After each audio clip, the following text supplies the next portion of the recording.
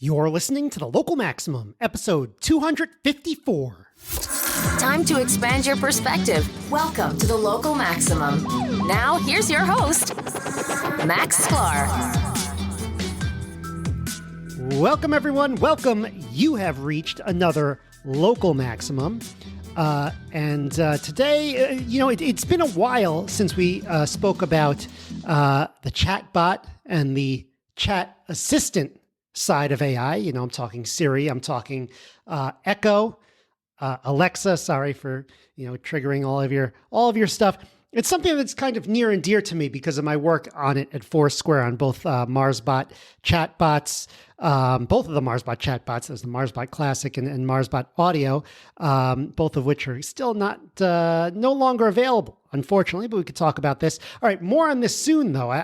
That's our main headline today, is what is going on with Amazon Alexa. But first, I want to give a little bit of an addendum, a little bit of an update to episode 252 a couple weeks ago. That was the one on Hurricane Sandy, and that was supposed to be my definitive story of what I went through that week. And of course, you always miss things, and there's always stuff you forgot about. And I forgot at the time. I had been writing basically a journal and a notebook. I've been describing everything that happened to me every day, and it looks like this, and it's all filled up. These books. I was doing that from 2007 to 2013. I should probably go back and see what they said. They're probably very interesting. It was kind of replaced by Foursquare for me when I started to check into various places and record where I went. So last time when I went through that episode, I looked at my Foursquare check-ins, I looked at my photos, and I tried to piece together what had happened. And then I compared it to what I had actually written in the book at the time. And it actually turned out that I was pretty straight on. I was able to piece it together pretty well, which is good to know. But there are a few updates I want to give in case someone's going to make the movie of Hurricane Sandy. So I need some extra details. So first of all, of corrections from what we did in episode 252. First of all, the Monday before the hurricane, remember the hurricane came Monday night. On Monday, we did in fact work from home. It wasn't go home, it was work from home. We forget that, work from home is actually not that new. And people frequently worked from home, even in 2012, 2011, 2010, maybe not so much in the 2000s, a little bit, but the tools were already there in 2012, and we were doing that. We were hanging out, not on Slack, but I believe on Google Party Chat, which existed at the time. I assume it's called Google Hangout now, but maybe, I'd have to look up what Google Party Chat is. Also, for the Hurricane Sandy movie, when I was at Veselka, I also wrote down in my book what cookies were available, and there were election cookies. You could either buy an Obama head or a Romney head. I doubt they did that with Trump later on, but you could or face or whatever you want to say. Those cookies were available. So if we're making if we want to make a true to life movie of this, that has to be in there. And Monday was pretty intense. My umbrella went inside out, and the power was out around 8. So I got that. Also, there are a lot of stories of me staying in light New York rather than because once you went down to dark New York where the lights were out, once you get home, you couldn't do anything anymore. So I would stay uptown until kind of later at night. And with a friend one night, I saw the Halloween movie Fun Size. So that was kind of fun. And that's actually a really good family Halloween movie that I would recommend. Another thing I got kind of wrong was the crane. So I said the crane building, at the time of the hurricane, the crane was like vertical, and then it went boom, horizontal. It actually drooped all the way down. So it was, the crane was vertical, and then there was a break, and then the other part was dangling down, sort of looked like a drooping crane. So that kind of, I got corrected from the photos that I looked at. And another important feature, or another important, what was it? Correction of just to get the ambiance of the time was when we were working in the Time Life building. That was our specific, the temporary building that we were working in during Hurricane Sandy. It was, I was kind of, we felt out of place because there were a lot of suits in that building, a lot of kind of finance type stuff, which is maybe not so much like that today, but it was definitely a tech startup versus a finance dichotomy there. All right. So for those of you who didn't watch that, listen to that episode, that might be a little bit, what's he talking about? But that's it. That's my addendums to my Hurricane Sandy story. All right, let's talk about the main event. Let's talk about Amazon Alexa. According to Ars Technica, Amazon is losing $10 billion this year. That's a billion with a B. That's not like, oh, we're going to try some project, we're going to staff it. You lose $10 million. All right. $1 billion. That's more than most companies are worth entirely. That's a huge amount, although entirely absorbable or affordable for Amazon, but they don't want it. They don't want to allow it to go on for long. It's part of Amazon's worldwide digital group, which also does Amazon Prime Video. So this is leading to large amounts of layoffs for Amazon. I believe thousands or tens of thousands of employees working on Alexa. So what's going on here? Let me read from the article a little bit, and then we'll talk about it. The BI report spoke with a dozen current and former employees on the company's hardware team who described a division in crisis. Just about every plan to monetize Alexa has failed, with one former employee calling Alexa a colossal failure of imagination and a wasted opportunity. The month's layoffs are the end result of years of trying to turn things around. Alexa was given a huge runway at the company back when it was reportedly the pet project of former CEO Jeff Bezos. An all-hands crisis meeting took place in 2019 to try to turn the monetization problem around, but that was fruitless. By late 2019, Alexa saw a hiring freeze, and Bezos started to lose interest in the project around 2020. Of course, Amazon now has an entirely new CEO, Andy Jassy, who apparently isn't as interested in protecting Alexa. The report says that while Alexa's Echo line is among the best-selling items on Amazon, most of the devices are sold at cost. One internal document described the business model by saying, "We want to make money when people use our devices, not when they buy our devices." Okay, so they were hoping that use of the devices would lead to revenue. That's clear.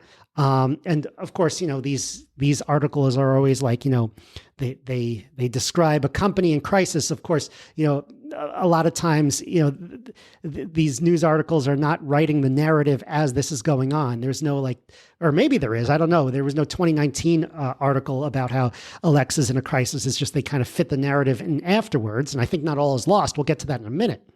But they were hoping to use the devices. They were hoping that the use of the devices that would lead to revenue. So, okay, you order an Uber from your Alexa. You order pizza from your Alexa, and every time that happens, Amazon would get a cut, something like that. This appears to have been a big miscalculation. But let's look at this as hindsight being 2020, not 2020 the year, 2020 but what did things look like in 2015? In 2015, when the Alexa came out, when the Echo came out, I think that the successful model was free services plus a large user base equals revenue. Remember that happened, that was very successful for other FAANG companies besides Amazon. Amazon didn't really have that model because they were selling things directly. But that was a model that worked very well for Google at the time. Google search is free, large user base using Google search, ad supported YouTube as well equals big revenue plus data. Same thing with Facebook.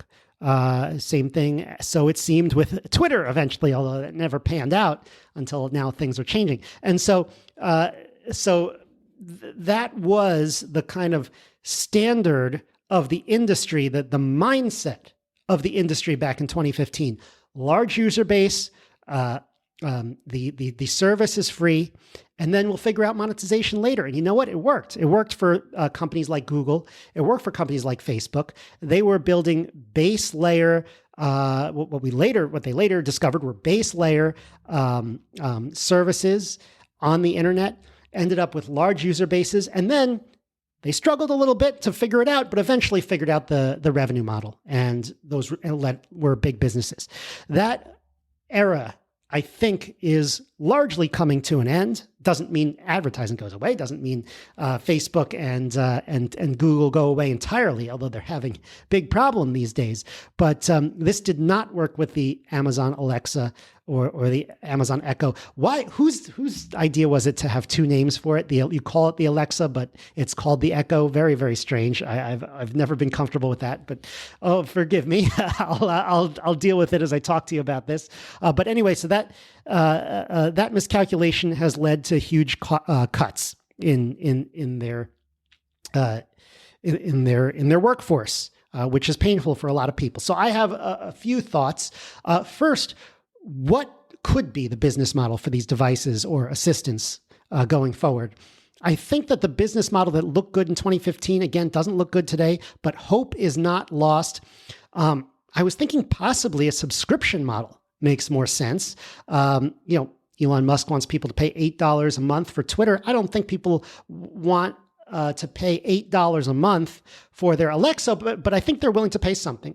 I think if you have $1, $2, $3 coming out of your account every month, people might be okay with that. A lot of people have found a use for these things, and oftentimes you are using these devices to answer the same questions over and over again, or to get music, or to set timers, or that kind of thing. And so I believe that people would be willing to pay for this subscription to the Amazon Alexa, and that would be a very valuable recurring revenue. I recently listened to an episode of This Week in Startups. So Jason Calacanis, I love the way Calacanis put it in This Week in Startup. When you're cooking, you don't want to pick up your phone and set the timer and get your schmutz everywhere.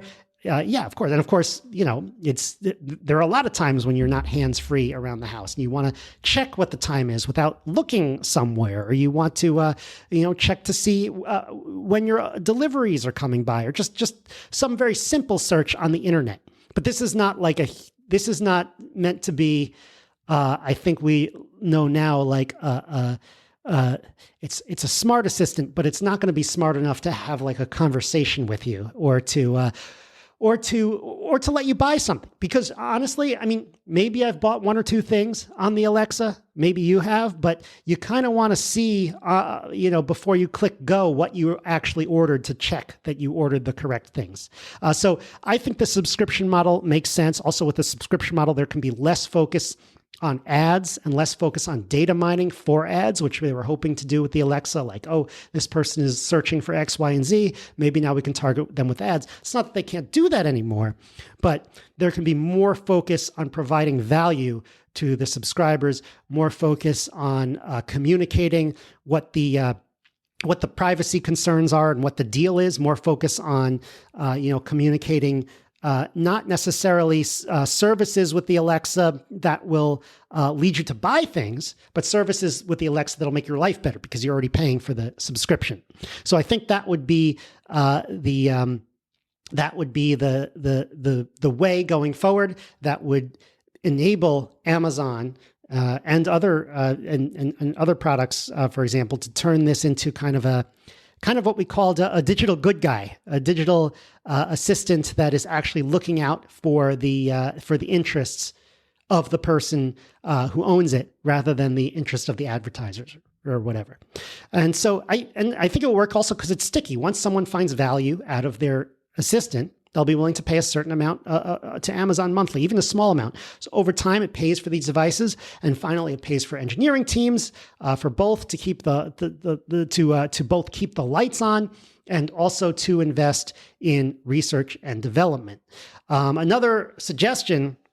One suggestion that was given by Calacanis in that podcast is to go the more open source route and to get developers involved. But I kind of see that as more of part of the R&D side of it. There's kind of a funny article by Jeff Tucker. I interviewed Jeffrey Tucker on episode 75 of the Local Maximum on entrepreneurship, and he is not a fan of these things. He calls them surveillance devices in your home. They're always listening to you. Of course, I don't think they are. I think they're listening for the trigger word, and then they'll start recording, and then they'll send that recording over to try to figure out what you meant to tell it. But there could be better rules and better standards in terms of how your device actually does this, and better communication around that. But he's saying, I think, throw all this stuff out. It's worthless. I don't know, but it's a funny article. You should read it. All right. Secondly, I want to talk about my work with Google Talk, because I had a chatbot, MarsBot. It wasn't an audio chatbot. Later, we did MarsBot audio, but around 2016, we did a chatbot that was text message based.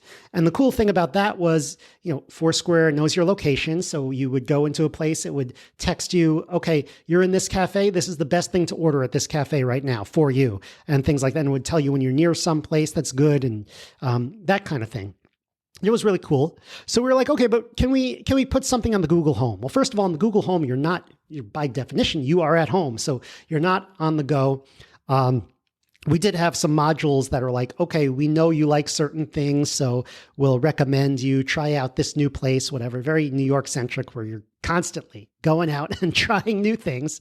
So could we put that in the Google Home? So we wanted to do this because that was all the rage. So I had to study their API to integrate our service with their API on the Google Home. And it got me very, very frustrated. I remember we had multiple conversations with the teams at Google.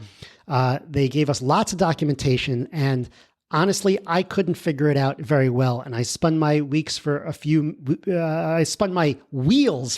weeks on it.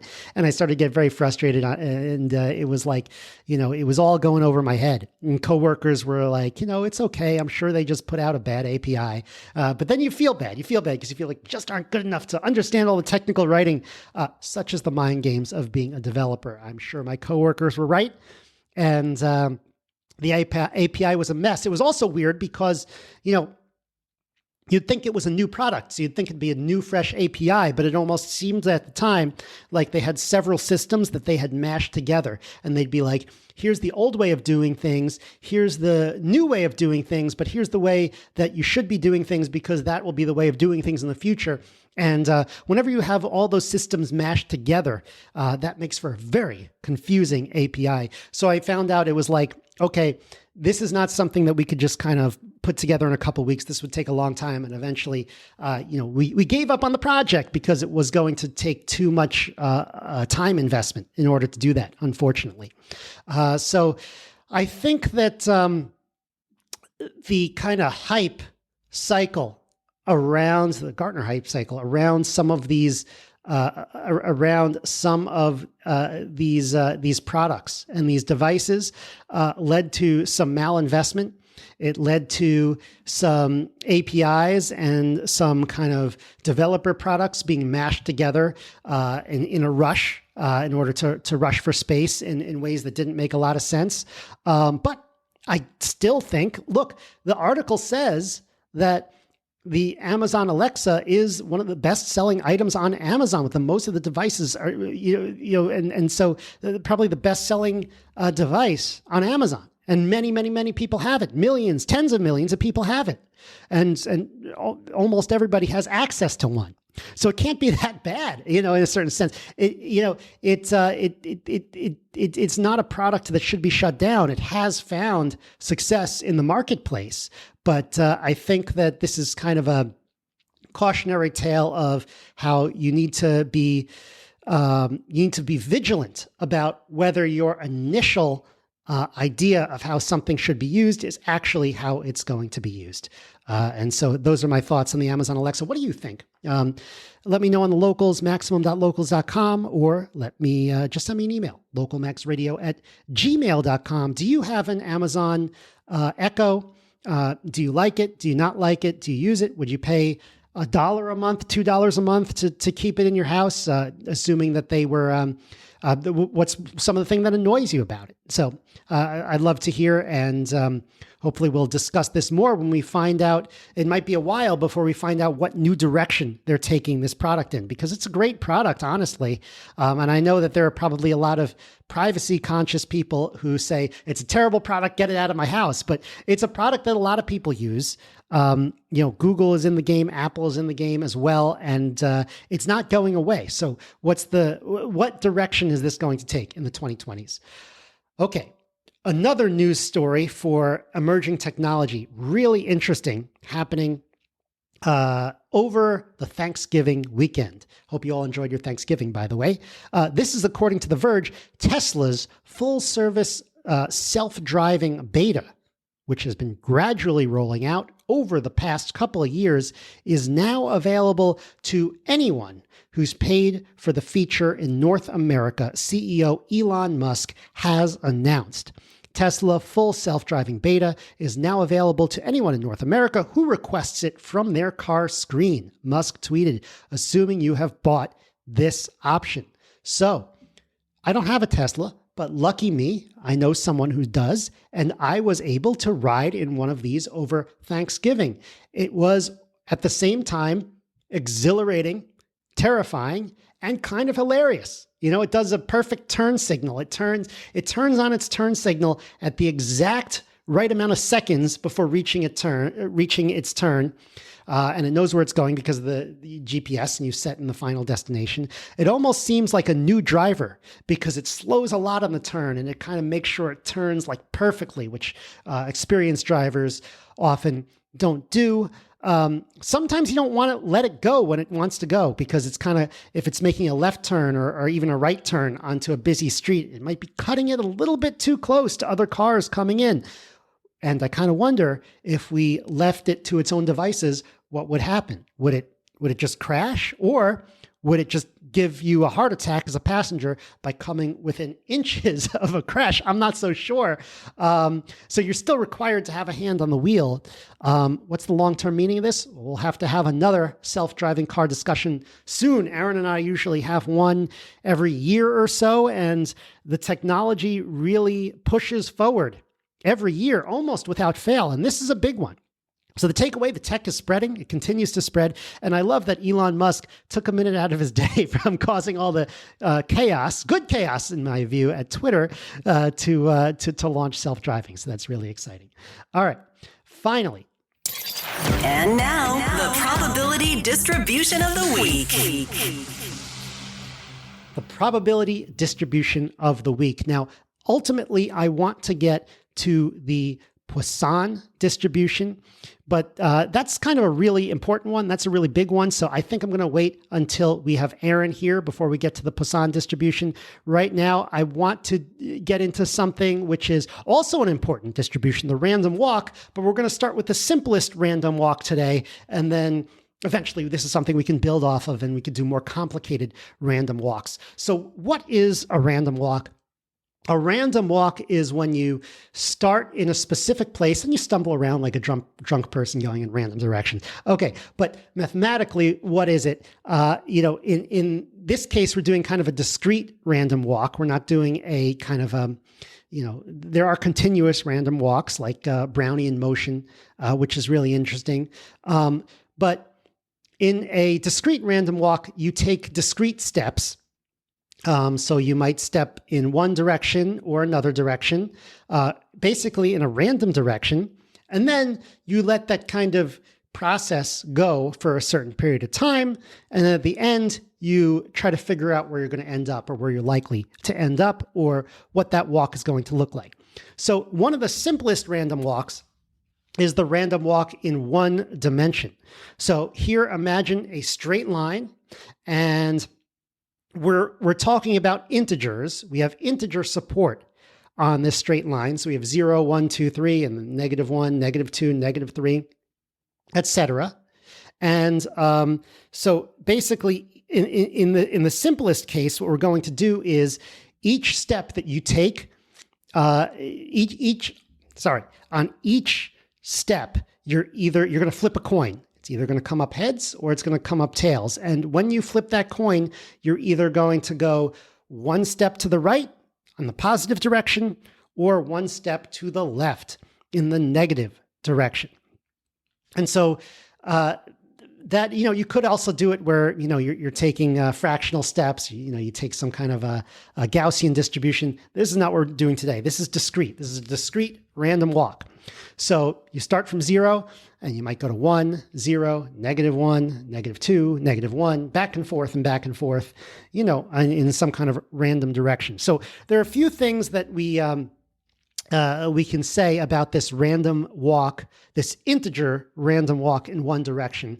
First of all, you're alternating on even and odd spaces. So you start at space 0. After one step, you're either at -1 or +1. And after 2 steps, you're either at -2, 0, or +2. So after an even number of steps, you're standing on an even number. After an odd number of steps, you're standing on an odd number. And within those, it's kind of interesting because if you think about it another way, instead of moving -1 and 1, if you think about it, you're instead either moving 0 steps or one step ahead. So in other words, you start at 0 and you can only move forward. We're actually describing the binomial distribution because, there's some hits and some misses. And so it's kind of it's going to be a row in Pascal's triangle. So for example, what are the rows in Pascal's triangle? There's 1, 2, 1. There's 1, 3, 3, 1. Let's take the 1, 3, 3, 1 example. That's after 3 steps.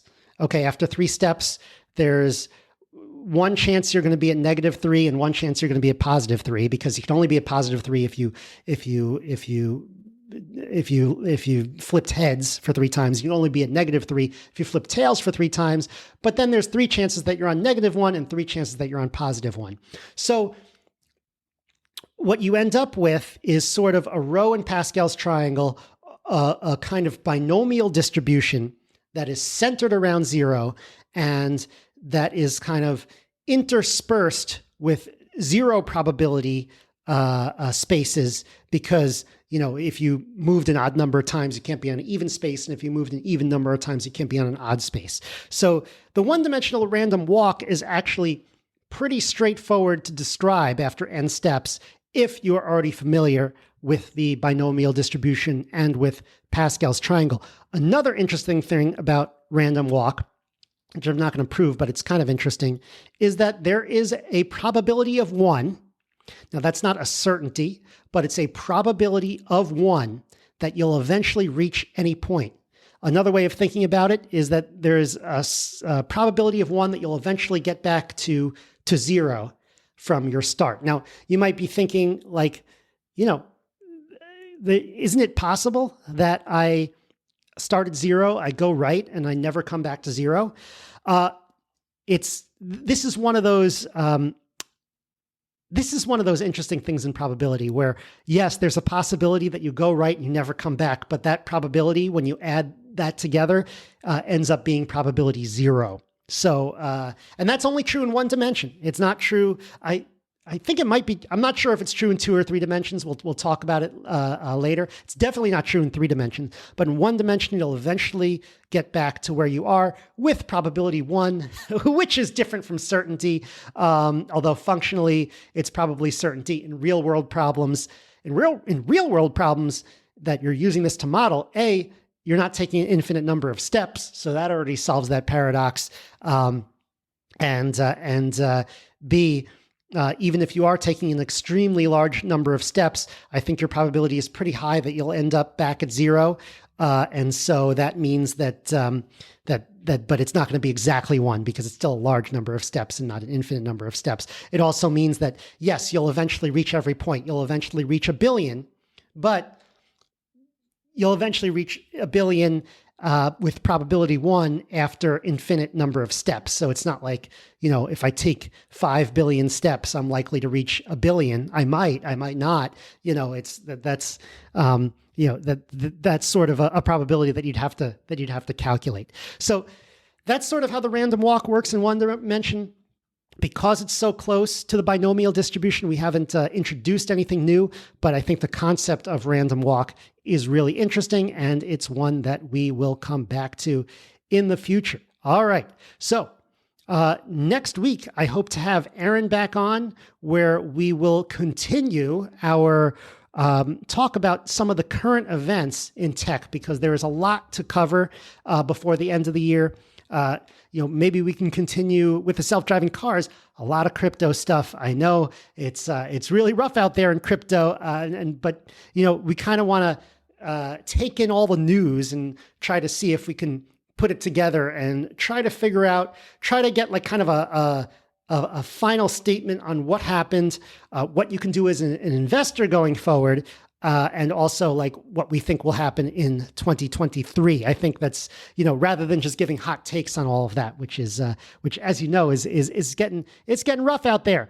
All right. So and then I have a lot of concepts to explore. I actually wanted to go back to some of the concepts that I wrote about years ago. So I'm excited about that. And another exciting thing, I have a academic paper on probability coming out soon. I think I'm just going to put it on archive. So that's kind of exciting. All coming up before the end of the year, or around the end of the year. How many shows do we have left? Not many. But we are rapidly closing in on the end of the year. Have a great week, everyone. That's the show. To support the Local Maximum, sign up for exclusive content and our online community at maximum.locals.com. The Local Maximum is available wherever podcasts are found. If you want to keep up, remember to subscribe on your podcast app. Also, check out the website with show notes and additional materials at localmaxradio.com. If you want to contact me, the host, send an email to localmaxradio@gmail.com. Have a great week. Feel the power.